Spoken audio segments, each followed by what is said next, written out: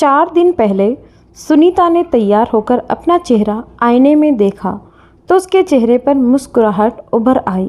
फिर उसने कमरे के एक कोने में लटक रहे शिवाजी और पार्वती जी के चित्र के सामने खड़े होकर हाथ जोड़े, आंखें मूंदी। फिर माँ का आशीर्वाद पाकर वो इंटरव्यू के लिए घर से निकल गई। ठीक समय से 5 मिनट पहले ही वो उस ऑफिस में पहुंच गई जहां उसका इंटरव्यू होना था। बाहर कुछ लड़कियां बेंच पर बैठी हुई थी। सुनीता ने गिना, वो 14 थी। वो भी सुनीता की तरह इंटरव्यू के लिए आई थी। उनमें से कुछ एंग्लो इंडियन थी, कुछ के लिबास शौक किस्म के थे और मेकअप भी वैसा ही था।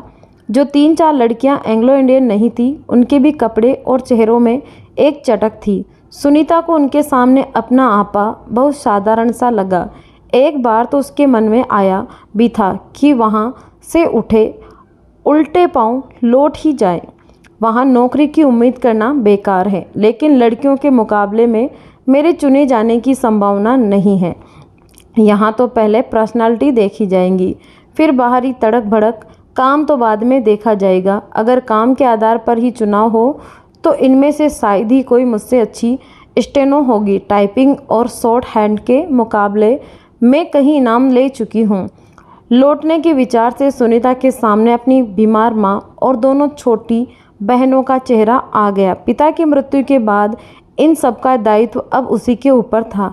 आखिर सुनीता उन लड़कियों के साथ एक तरफ बेंच पर बैठ गई। कुछ देर बाद 4-5 और लड़कियां भी आ गई। तभी उस ऑफिस का बॉस आ गया और सीधा अपने केबिन में चला गया। सुनीता उसकी एक झलक ही देख सकी। मुश्किल से उसकी उम्र 23-24 वर्ष की होगी। पैंट शर्ट में वो और भी छोटा लग रहा था। कुछ देर के बाद इंटरव्यू शुरू हुए।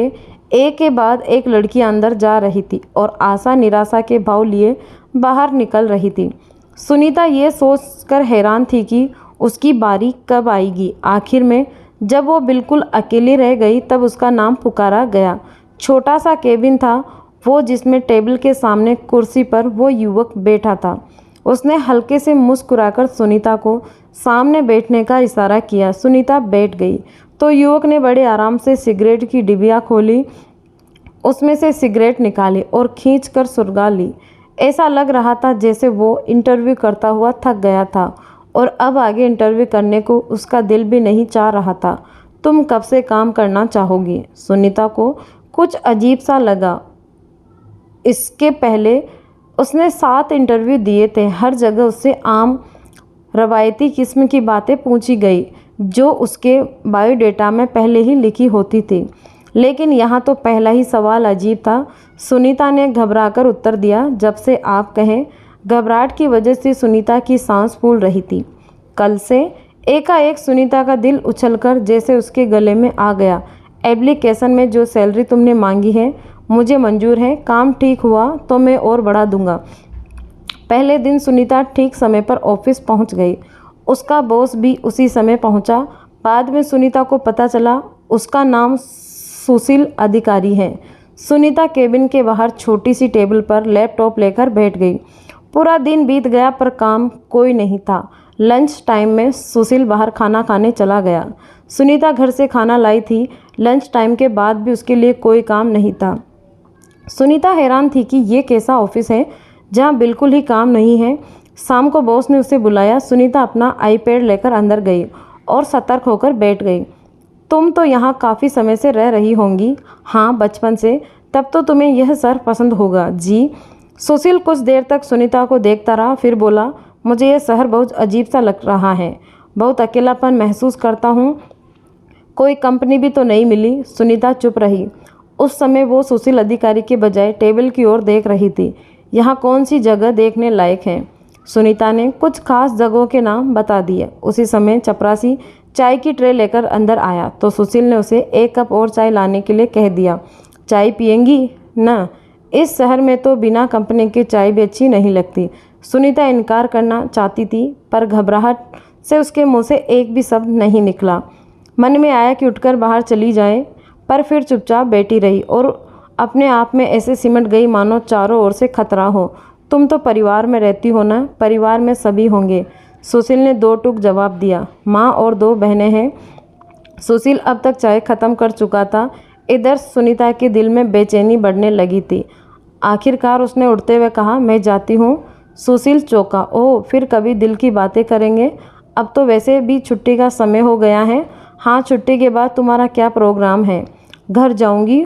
और वो बाहर निकल गई। सोच रही थी कि अगर पहला ही दिन ऐसा है तो आगे क्या होगा। दिन इसी तरह बीत रहे थे। ऑफिस में काम बहुत कम था। सुशील कभी उसे अपने केबिन में बुला लेता, कभी लंच पर साथ चलने का इशारा करता तो सुनीता इनकार कर देती। आखिर सुशील ने कहना ही छोड़ दिया। अब वो उसे शाम की चाय पर भी नहीं बुलाता था, सिर्फ काम की बात ही करता था। सुनीता ने चैन की सांस ली। अब तक वो अपने दिल पर एक बोझ सा महसूस करती थी, अब वो बोझ भी उतर गया। सुनीता के मन में सुशील के प्रति जो घृणा का भाव था वो भी धीरे धीरे फीका पड़ने लगा था। सुनीता अब जब भी सुशील की केबिन में जाती, उसे राइटिंग पैड पर टेढ़ी मेढ़ी लकीरें खींचते हुए देखती। वो जब भी उसकी अनुपस्थिति में केबिन में जाती तो देखती कि रद्दी की टोकरी में कहीं फटे हुए मरोड़े हुए कागज़ पड़े हुए थे, जिन पर टेढ़े मेढ़े चित्र बने होते। काम हालांकि पहले से थोड़ा बढ़ गया था, फिर भी सुनीता को दिन का काफ़ी समय बेकार बैठकर बिताना पड़ता। समय काटने के लिए सुनीता ने भी कुछ लिखना शुरू कर दिया। कभी कोई पत्र या फिर कहानी। लिखना का शौक़ उसे शुरू से ही था, लेकिन अधिकांश रचनाएं न छपने के कारण उसका शौक़ दब गया था। इन्हीं दिनों उसने ऑफिस में काम करने वाली एक टाइपिस्ट लड़की और ऑफिस के मालिक पर एक कहानी लिखी। कुल मिलाकर वो कहानी उसकी अपनी और सुशील अधिकारी की कहानी थी। वैसे वो भी घिसा पिटा कि किस तरह ऑफिस का बॉस अपनी टाइपिस्ट को फंसाना चाहता है। फुर्सत के समय वो कहानी को काटती छांटती रहती। आखिर बार एडिटिंग करने के बाद उसने एक साफ सुथरे कागज़ पर टाइप करके सोचा कि कहानी किसी पत्रिका को भेज देंगे। अगले दिन सुशील ने उसे ऑफिस में बुलाया। सुनीता अपना राइटिंग पैड लेकर गई और डिस्कनेक्शन का इंतज़ार कर रही थी कि सुशील के निर्णय को सुनकर बुरी तरह चौंक गई। मैं कल कुछ दिनों के लिए मुंबई जा रहा हूँ, कुछ ज़रूरी काम तो मैं समझा देता हूँ, बाद में कर लेना। फिर कुछ देर ठहर कर बोला, मुंबई देखा है तुमने? ऐसा लगता है जैसे पूरा शहर ही मेरा घर है। तुम्हें भी ऐसा ही लगेगा। वहाँ आदमी इतना अकेला महसूस नहीं करता। बहुत ही लाइवली पैलेस है इस शहर में। तो आज बजाय नज़रें झुकाने के सुनीता सामने बैठे सुशील को चुपचाप देखती रही। उसके चेहरे पर कोई घबराहट नहीं थी, बल्कि असमंजस का भाव था कि आखिर सुशील कहना क्या चाह रहा है। सुशील चला गया। एक हफ्ते बाद सुनीता को पता चला कि सुशील वापस नहीं आ रहा है। उसकी जगह कोई और मैनेजर आ रहा है। सुनीता के दिल में एक टेस से उभरी, आंखों की कोर नम हो आई। सुशील के मुंह से निकले वो शब्द अकेलापन। अकेलापन बुरी तरह से उसके दिलो दिमाग को कचोड़ने लगे। अकेली तो वो भी है, फिर क्यों नहीं समझ पाई सुशील के अकेलेपन की पीड़ा। 3 दिन बाद उसके आईडी पर सुशील का मेल आया। सुनीता को लगा शायद कुछ ज़रूरी मैसेज होगा या ऑफिस की कोई बात। लेकिन अगली मेल को देखकर वो हैरान रह गई। उस मेल में सुनीता की वो ही कहानी जिसे काट छाँट करने के बाद उसने रद्दी की टोकरी में फेंक दिया था। साथ में सुशील का मैसेज भी था, डियर सुनीता, दुनिया में हर बॉस अपने स्टेनो को फंसाना नहीं चाहता। कुछ मेरे जैसे भी हैं जो खूबसूरत लेकिन उदास आंखों वाली लड़की की उदासी की तह तक पहुंचकर उसके साथ पूरी उम्र बिताने की चाहत रखते हैं।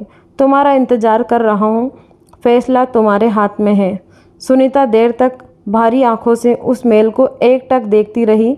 आखिर उसकी आंखों में धुंध छा गई। अगले ही पल उसने सुशील के मेल का रिप्लाई भेजा, आती हूँ, बस थोड़ा इंतज़ार करो।